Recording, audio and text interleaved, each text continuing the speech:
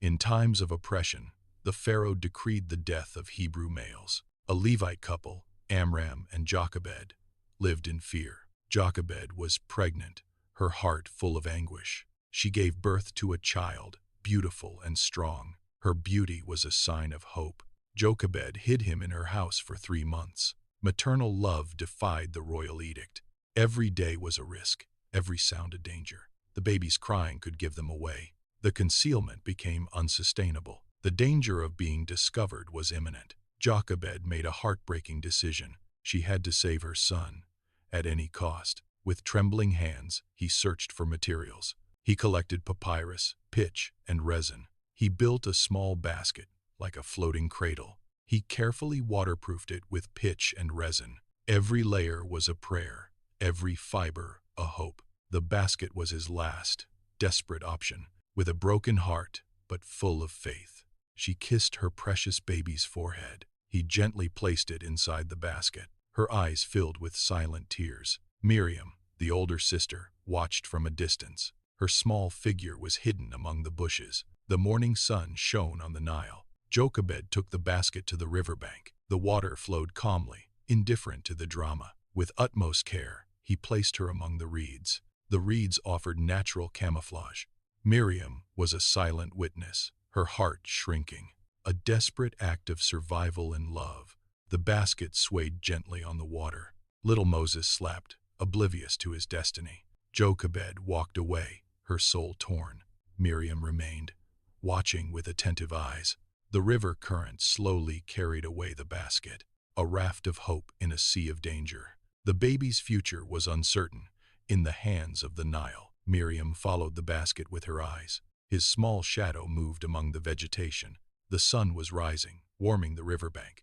The silence was only broken by the murmur of the water. A mother had surrendered her son to fate. A sister watched over her younger brother. The basket was moving away, getting smaller and smaller. A muffled cry from Jochebed, barely audible. Miriam silently vowed to always protect him. Suddenly, female figures appeared in the distance. The pharaoh's daughter and her maidservants were approaching the river.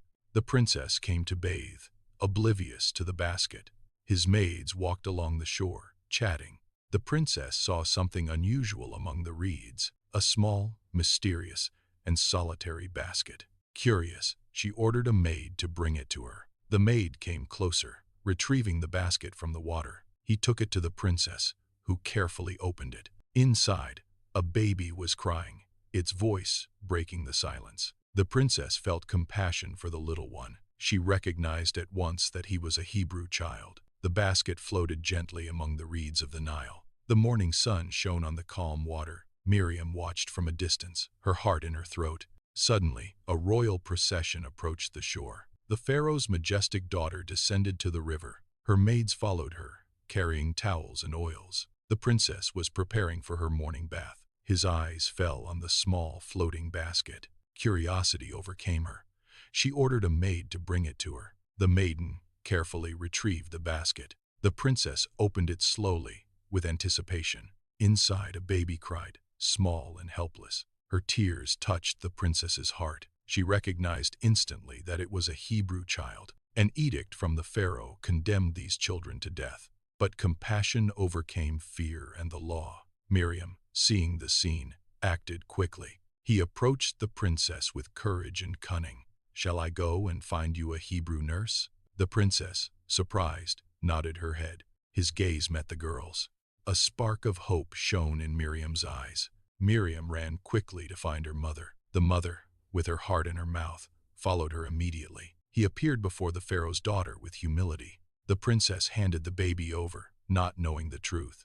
"Nurse this child for me," said the princess. "I'll pay you for your service," she added generously. The mother took her own child in her arms. A tear of relief and gratitude rolled down her cheek. Fate had worked in a mysterious way. She was able to breastfeed and care for her baby in secret. The months passed. The child grew strong and healthy. His mother nourished him with love and breast milk. She sang him songs in Hebrew, whispering his heritage. Every day was a gift, a borrowed time. The bond between mother and son grew stronger. The inevitable day of separation arrived. With a heavy heart, he took him back to the palace. The pharaoh's daughter received him with joy.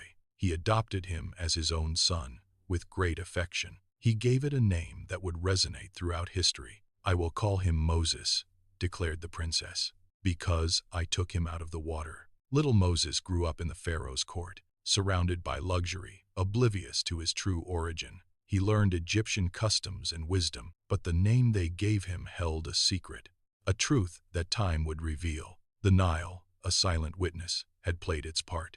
A child saved, a destiny forged. The hand of God guided every step of the child. Moses, drawn from the water, awaited his calling. The future of a village rested in his hands. An unexpected leader, raised in the enemy's house. Her story was just beginning to unfold. The echoes of her cry faded in time, but his name would live forever. A bridge between two worlds, two destinies. The Nile kept the secret of its origin,